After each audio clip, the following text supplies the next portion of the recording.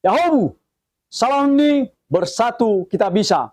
Saya Sekiaro Alawa, Ketua Dewan Pengurus Cabang Himpunan Masyarakat Nias Indonesia HIMNI Kabupaten Siak, menyampaikan dan mengajak Bapak Ibu semua, khususnya warga Siak asal Nias, untuk menyaksikan dan ikut berpartisipasi menyaksikan pegelaran kebudayaan yang akan ditampilkan pada tanggal 21 Oktober 2023, yang mana kegiatan tersebut akan digelar seluruh suku yang ada di Kabupaten Siak.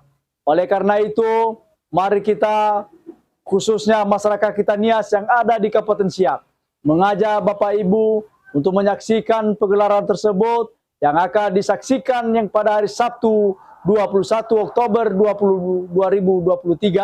Salah satunya lompat batu yang akan ditampilkan pada saat pegelaran tersebut, dan kedua, tarian kebudayaan yang dibawakan oleh putri-putri Nias yang ada di Kabupaten Siak.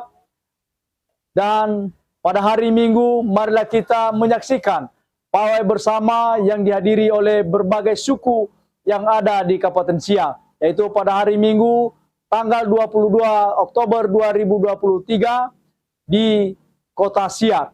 Oleh karena itu, kami mengajak seluruh masyarakat Siak asal Nias untuk berpartisipasi, membawa semua kelengkapan atau membawa pakai baju adat Nias yang berciri khas dengan adat kita Nias.